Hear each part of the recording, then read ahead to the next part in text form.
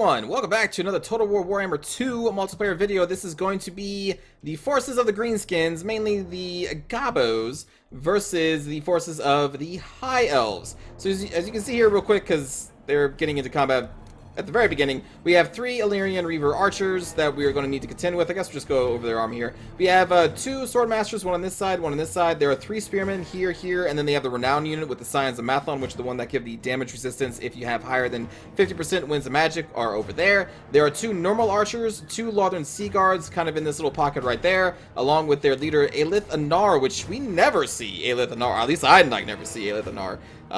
But he's the guy that can kind of cast a shadow double of himself. He is the archer dude. I still think he's pretty cool, and I like his campaign a lot too. And then back here we have a Mage of Life with just the heal spell and then the items that give them more Winds of Magic, which is never a bad thing to have. And that is going to be their army. For my army here, getting harassed by the Illyrian Reaver Archers, we actually have them split up into 2 separate teams, basically. Well, 2 separate groups. This group is going to be led by the units that can't be seen. So we have some goblins here, and here. Just the basic Gobbos with a nice block shield chance there, which I'm happy to waste the Illyrian Reaper's Archers on our high shield chance. Behind them, though, we do have one group of Squig Herds. We do have one group of Night Goblin Squig Hoppers, which are the poison, anti-armor, anti-infantry unit. These are just anti-armor, anti-infantry. The Squig Hoppers give us, well, access to poison as a mobile unit, so I like them a lot. And then the main damage of our army, I brought 2 spiders. The Arachnarch Queen Spider, who can summon spider hatchlings, and then a normal Arachnarch Spider. Because in a Gobbo army, you need some punch. And the spiders are going to be our main punch. So that's one group. Also led, sorry, I totally forgot, by an old school Gobbo squad here, Gobbo Goon Squad. I opted to not grab a caster so that I can get instead 2 of the Goblin Big Bosses on their spider mounts and the Night Goblin War Boss on his Squig.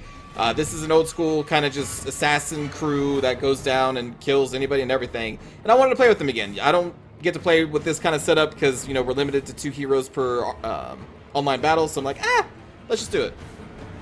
So we got those.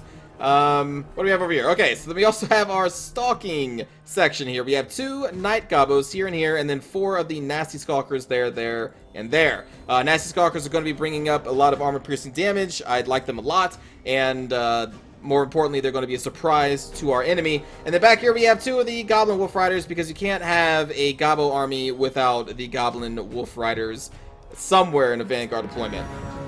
So over here I had the option.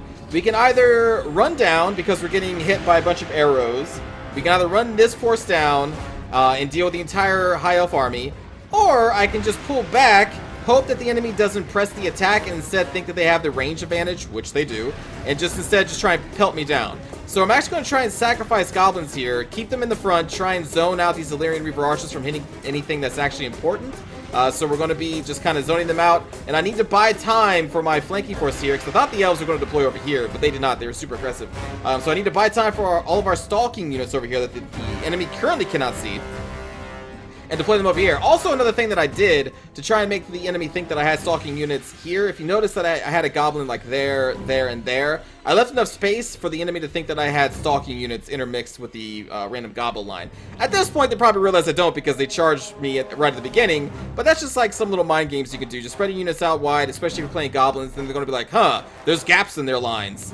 I wonder what's there. Probably some stalkers or something. No, they're over here. That was a little bit of mind games anyway.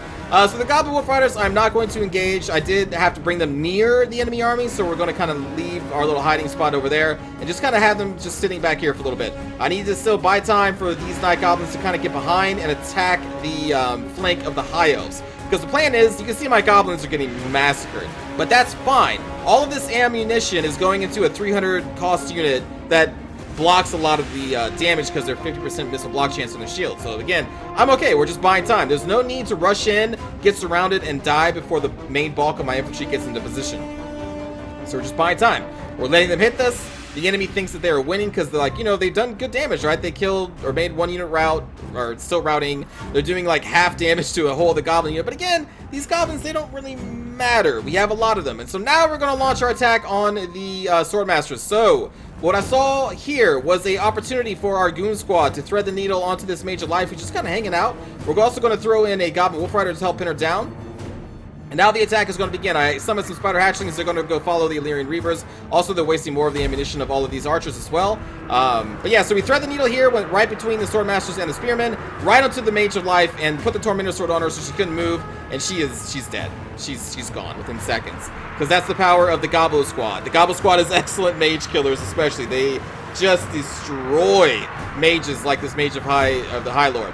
So anyway, now we're focusing most everything. I do run a Squig Herd into the, I think I'm chasing the Illyrian Reaver Archers. I'm going to throw them in here as well.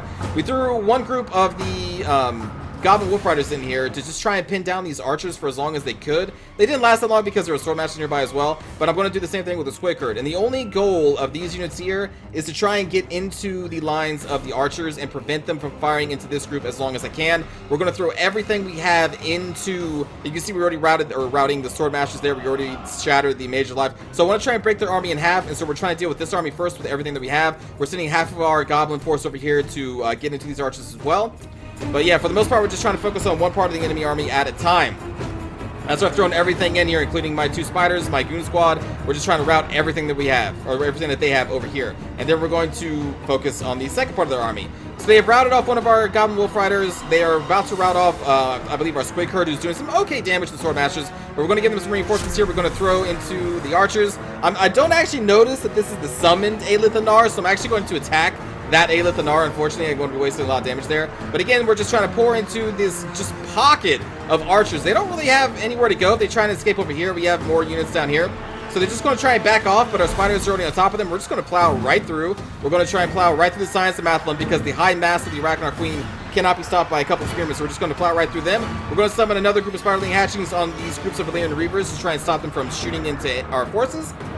We're still back here trying to finish off these Swordmasters of Hoeth and these spearmen.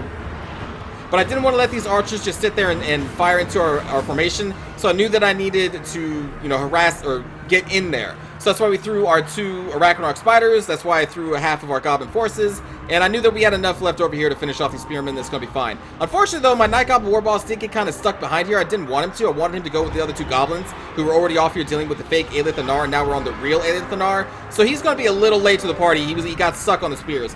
But you can see here, we are just into these archers. The Illyrian Reavers had to run away from these spiderling hatchlings. We have so many Gobbos that one Swordmaster was not able to stop that, and the power of the high armor piercing of the Arachnarch spider that was there. Queen's still chasing down the archers, and now we're just finishing off Aelith, and that is going to be a GG for the Gobbos. I think we just shook them when they just there's so many forces that came out of stalking that they were not planning for, and I think they just couldn't recover from the shock of all of those Gobbos coming.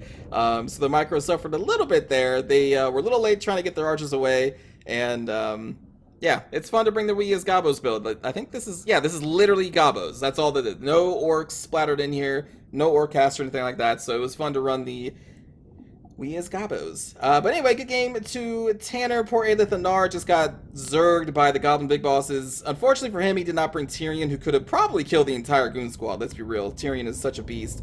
But I got lucky in that they brought Aelith in this fight, and so Aelith cannot duel against Goblin Big Bosses and a Night Goblin War Boss too. So I got lucky in that regard. And then we kind of split their army in half and was able to isolate these Swordmasters with our Arachnarch spiders and all that. So it worked really well. They did have an early advantage with killing some of my basic Gobbos, but in the end it didn't really do much. Again, it bought us time, and they wasted a lot of arrows. Goblins are throwaway units. They're literally expendable in the game. That's a trait. When they run, they don't affect the morale of anybody else because they are Gobbos. They are expendables, which is a really cool thing. Anyway, I hope you enjoyed that, everybody. And let's go watch a cinematic view of the battle, everyone.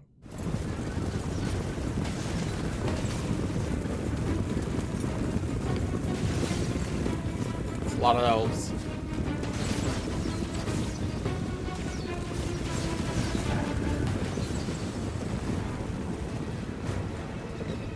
I did not have many answers to these guys. Other than just take it.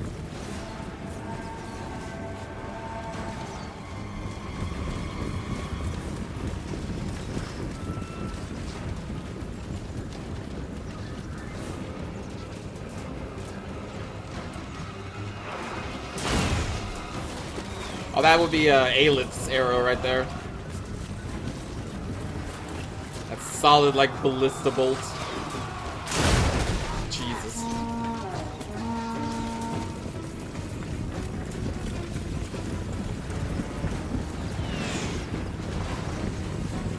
They held for a while.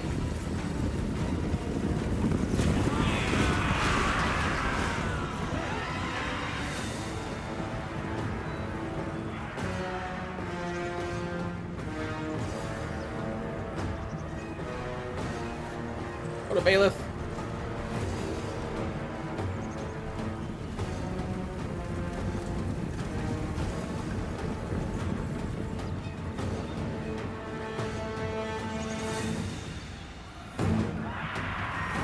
Gobbo Goon Squad, go!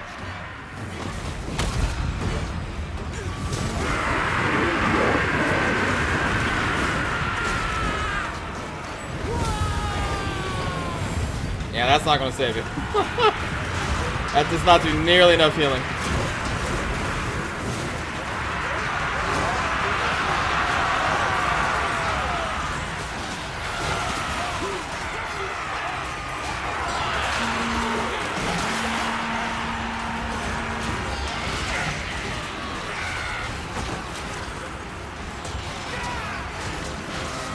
So many Gobbos.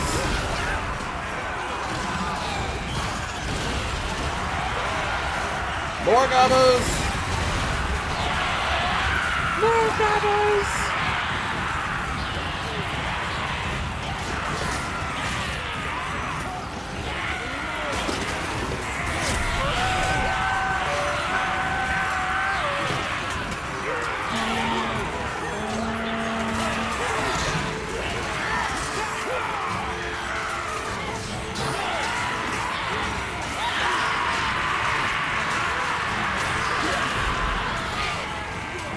So many.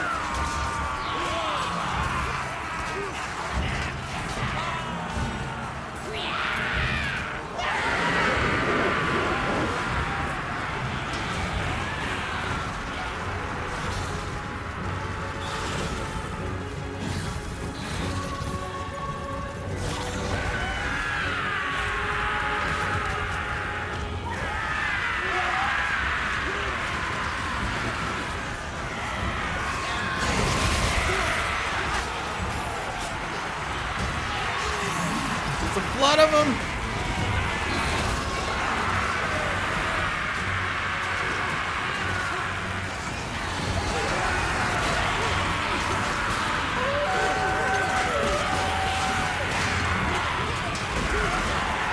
This Lava Sea Guard had no chance. Oh, I guess that's it. Alright, well, thanks for watching, everybody. Hope you enjoy some We Is Gobbos. I'll see you all next time. Take care.